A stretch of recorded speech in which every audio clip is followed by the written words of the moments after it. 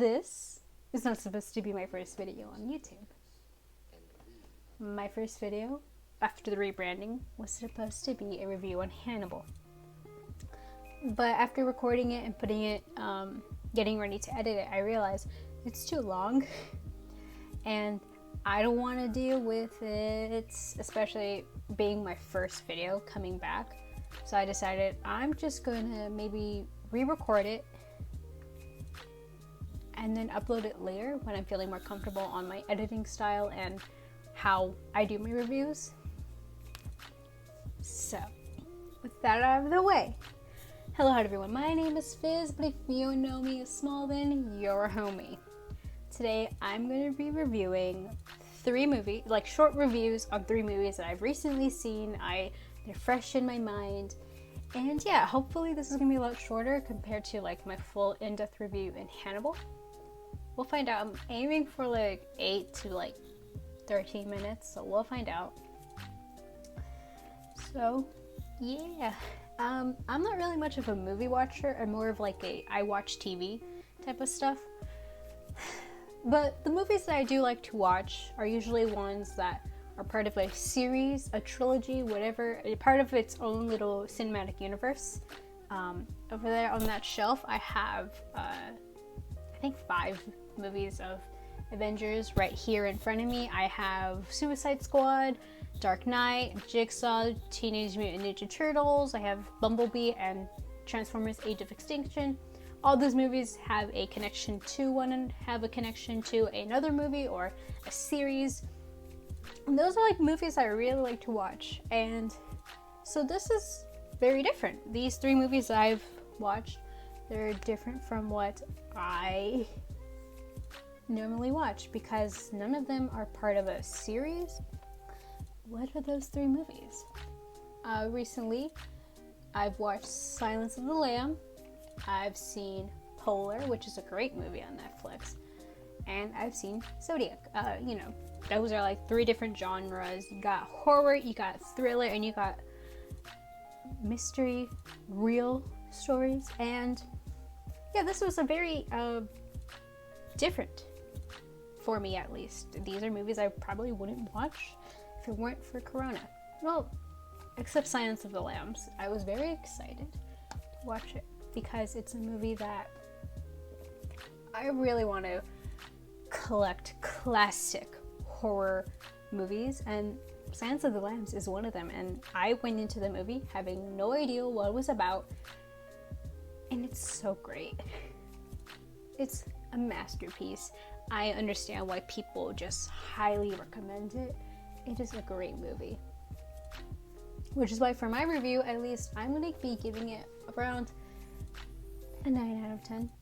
No, 10 out of 10. Because I haven't seen the other movie that's supposedly a sequel to this movie, and I don't want to see it. So, overall, it's a great movie. I went in with it no idea of what it was about, and it's great. I watched this before Hannibal came out, and I feel like watching this and then Hannibal felt right. Felt good in my soul. Next movie is Polar.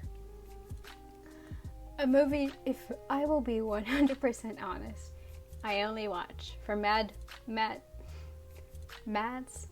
Mikkelsen. Mads. I'm sorry, he's a handsome man. I'm sorry. He's a handsome man, and I only watched it because of him. And I just finished Hannibal, and I really wanted to see that face again, and I realized, oh, he's in Polar. Might as well watch it. It's a great movie, actually. It's a great retirement, ex-assassin type of stuff. And I really like it. Some of the reviews mention the fact that it's not like John Wick, which is a movie I plan on watching, but I feel like this is a great movie. You get what you want. You get murder, you get sex if you're interested in that, you get some bit of comedy, you get some drama, you get action. There's a lot of action. And yeah, it's pretty good in my eyes. It took me a very long time to realize that Vanessa Hudgens was in the movie. I'm sorry, girl. I was really shocked. Anyways, it's a great movie. I give it like a 9.5 out of 10. This is mainly because I really hope there's a sequel. The ending of the movie, trying to keep spoilers to a minimum, it hints that, oh, there's gonna be another movie coming out, like a sequel to it. And I really hope so, because I want to see more of Mads and Vanessa's characters kind of bonding. I really like that. And yeah, it's a good movie. My opinion of it will probably change once I finish John Wick. But for now, it's a 9.5 out of 10. So, the next movie that I watched and I liked was Zodiac. I am someone who really likes learning about murderers and, crime scenes and all that stuff. So Zodiac is a movie I really was interested in, because while I did follow the Zodiac case a lot, there's many parts of it I just kind of forgot, or just kind of got lost in this mess of a mind. And the point of view of Zodiac is also what I like. It gives the point of view of not one big swoop of the entire case. It gives the view of the soon-to-be writer and the investigators of the case, which is a great way to kind of show the actual impact that this murderer had. And yeah, I really like it. However, if I will be really honest with you, the poster of Zodiac, I thought that Markiplier was in it, because Jake Gyllenhaal looks like Markiplier in it, and I am so sorry. It confused me. I knew he wasn't in the movie. I just was like, that's Mark. Overall, it's a great movie. 10 out of 10. Well, 9.5 out of 10. And there's a reason for that, 0.5. And that is because the case goes through years, there is years hiatus of the case where the murderer doesn't come, where the Zodiac doesn't reappear, doesn't send any letters, doesn't kill anyone. And, that's fine and all, but one thing that they did wrong in the movie, or at least from what I saw and I noticed, was that Jake Gyllenhaal's character, Robert Gray Smith, he didn't appear to age. Even though it's been 4 years since the case, he still looked pretty young, which is weird. I guess I would expect him to age a bit more. I mean, they did well with Robert Downey Jr.'s character, Paul Avery. They showed him aging. They also did with Mark Ruffalo's character, Dave Tosho. I'm sorry.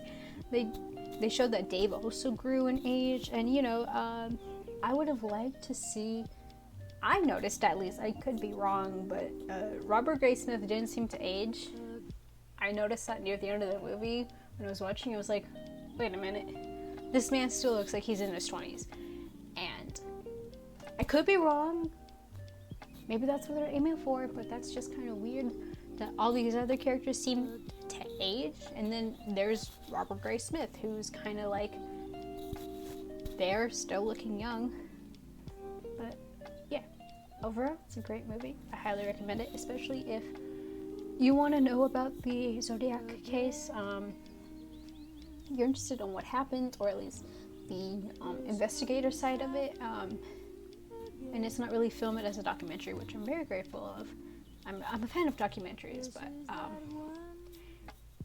I already knew parts of the case that,